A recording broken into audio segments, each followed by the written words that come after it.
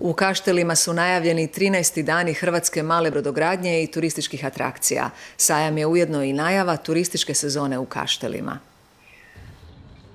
Iako kasnije 2 mjeseca u odnosu na prijašnje, održavanje tradicionalne manifestacije u Marini Kaštela nije bilo upitno. Počinje 10. lipnja i trajaće 4 dana.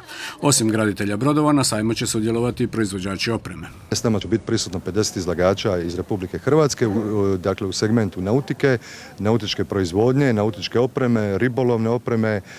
Ono što je specifičnost ovogodišnjih dana hrvatske male brodogradnje, a to je da u ovoj godini imamo dosta veliki broj izlagača koji su vezani dakle uz strojeve i alate, što je jedna specifičnost ovogodišnjeg izdanja. Ovogodišnje izdanje predstavit će 25 različitih plovila i imat će 2 premijere. Biće najavljeno je dosta pratećih događanja vezanih za turističku ponudu, koja bi, nadaju se organizatori, trebala privući veći broj posjetitelja. Uz besplatan posjet, uz razna natjecanja, ovogodišnja specifičnost je da imamo tvrtku koja organizira kajak challenge, pa ćemo imati natjecatelje. Želimo jednostavno u jednom aktivnom modu se pokrene ponovo jedan ritam turističke sezone kakva je pred nama i kako očekujemo. Najave su za sezonu dobre, mjere se popuštaju i ja se nadam da nećemo se više mjeriti sa 18. 19. ali ćemo se mjeriti s 20. i sigurno vjerujem u dobru turističku sezonu. Predsezonu u Kaštelima, koja zbog pandemije počinje u lipnju umjesto u travnju kao dosad, obilježit će kulturna i sportska događanja.